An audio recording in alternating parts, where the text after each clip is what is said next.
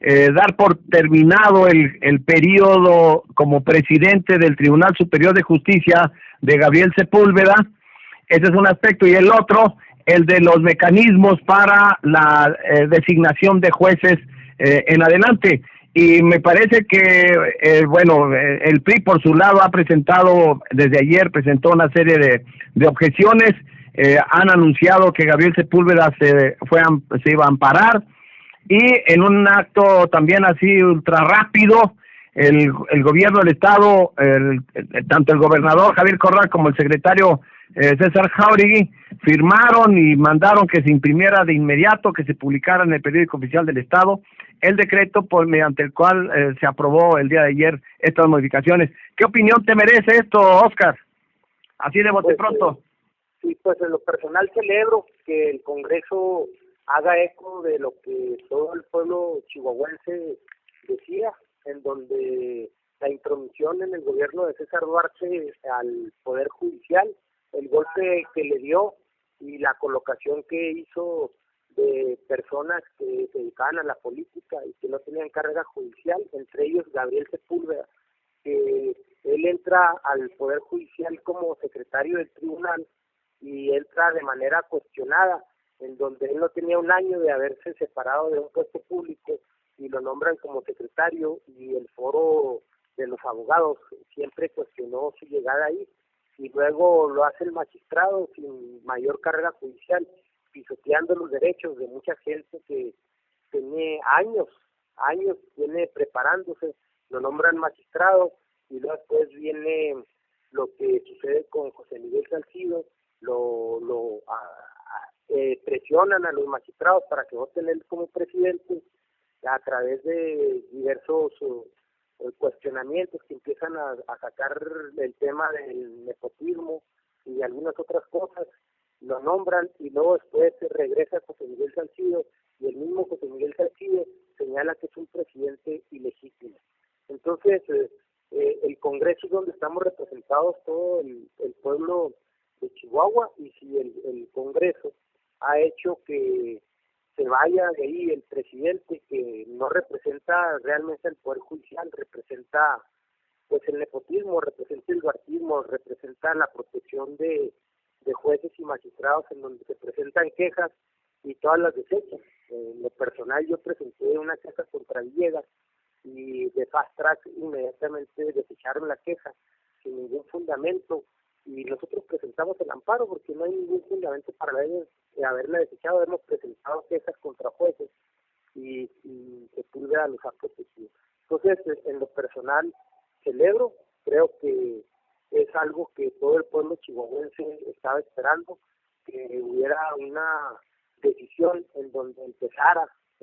a recuperar mucho prestigio que tenía el Poder Judicial. Cuando estuvo el licenciado González Pérez, cuando estuvo Marco Aurelio Mendoza, cuando estuvo el maestro Martínez Gil, muchos presidentes que respetaron, pero además en el anterior gobierno hubo una trampa, porque realmente el presidente del tribunal tenía que terminar en octubre del 2016, y tramposamente, cuando reformaron la ley orgánica del Poder Judicial para poder colocar a los 13 magistrados en un transitario, alargaron un año más la presidencia que en ese tiempo tenía José Miguel Salcido. Entonces, yo lo celebro, y creo que con eso podemos empezar a ir recomponiendo todo lo que descompusieron por un autoritarismo en el gobierno de César Duarte. Oye, Oscar, pero esto mismo que tú estás relatando, de que hicieron modificaciones a la Limón anteriormente a la ley orgánica, no se les puede aplicar a lo que hicieron el día de ayer. También, yo me imagino nada más cambiándole el nombre de los protagonistas, y que en lugar de que fuera un presidente del Tribunal Superior ligado al anterior gobernador, sino que fueran de signo político distinto, y que se hiciera lo mismo que se hizo el día de ayer, me parece que estarían protestando ante una medida que desde mi punto de vista es claramente ilegal.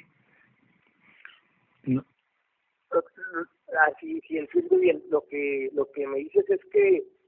de todos modos, a quien van a elegir como presidente es por un designio político y no por un designio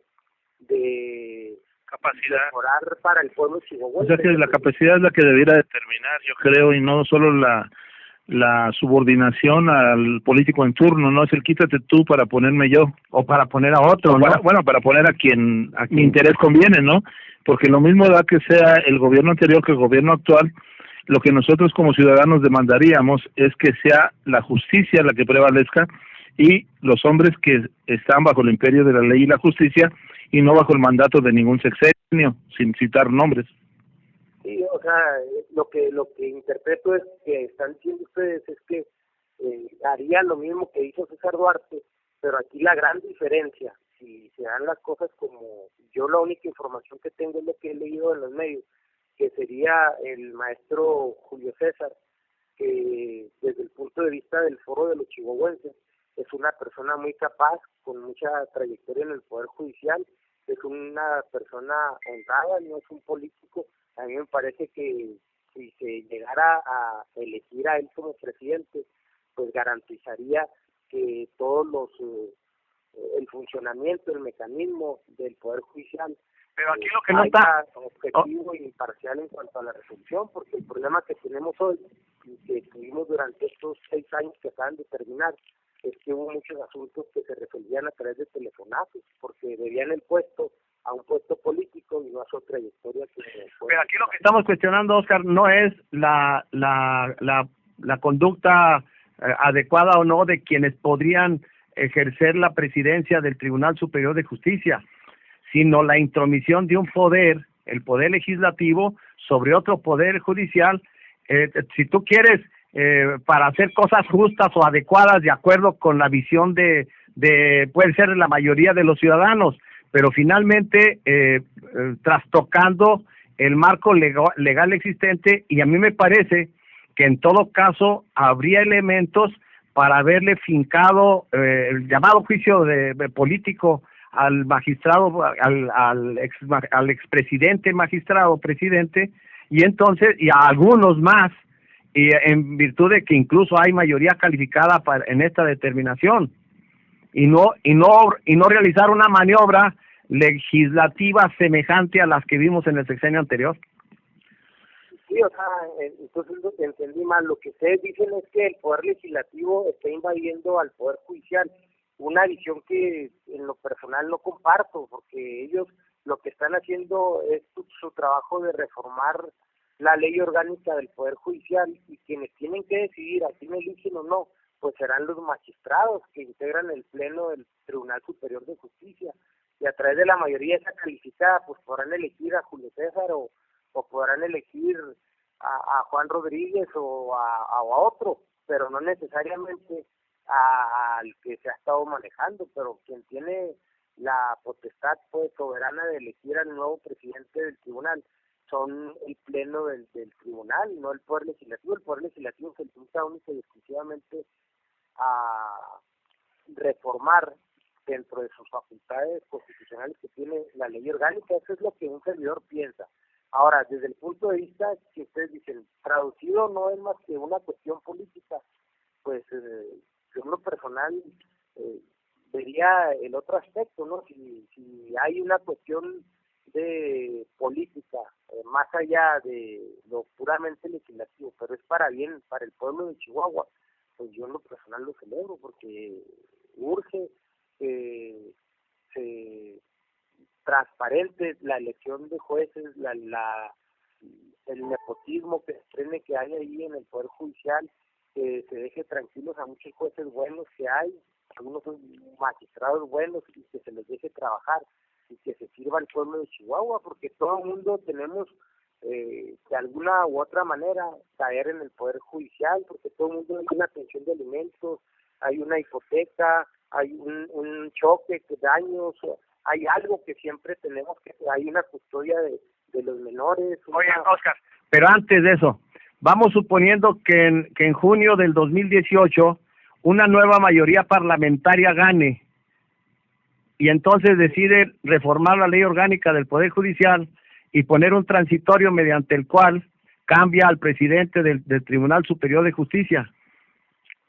¿Qué es lo que ocurrió ahora? Digo, eso es lo que ocurrió. Vamos suponiendo que dentro de año y medio, casi 2 años, suceda una cosa semejante con una mayoría parlamentaria distinta a la de ahora. No, sí te entiendo. O sea, si el nuevo presidente que nombraron la próxima semana tuviera una conducta incorrecta, una conducta como una agencia de colocación del Poder Judicial, en donde nada más se nombren amigos, familiares,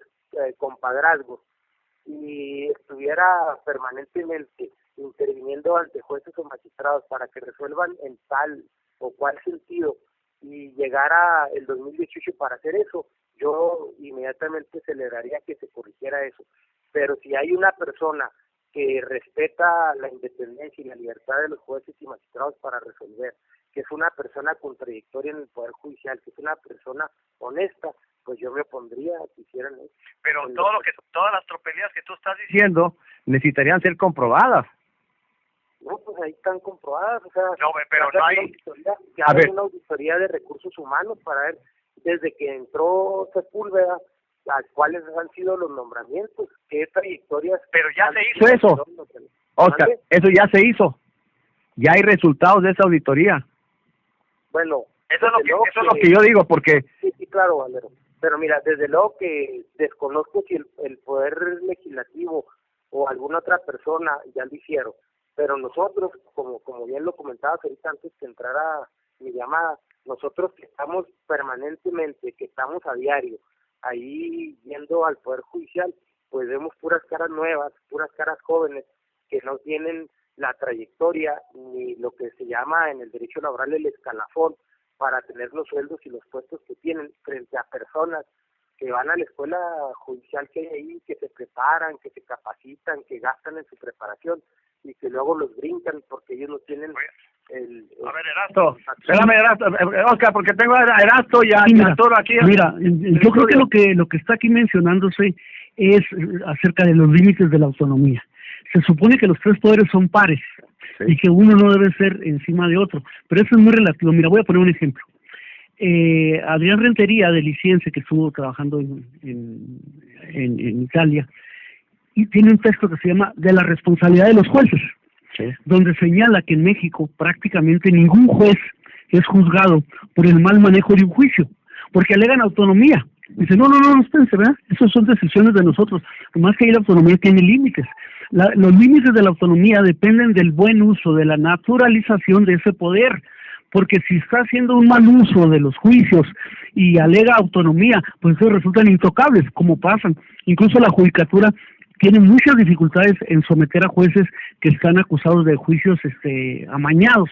porque alegan, momento, es que somos autónomos. Pero repito, pasa como los sindicatos. La autonomía debe tener los límites que la sociedad señale del buen manejo, del buen desempeño. Ahorita lo decía el doctor, que tenga que ver con la capacitación, la preparación, el buen juicio, la buena decisión de justicia. Entonces, en ese sentido, no debe escudarse ni los poderes ni los sindicatos en la autonomía para cometer tropelías, para cometer... Totalmente de acuerdo. ¿Verdad? Sí, y a mi juicio agrego que debiera de toda persona que está en el Poder Judicial debería de llegar, como en la educación se pretende, a tener sus plazas y sus lugares por oposición, sí, por una capacidad probada de servicio y de interés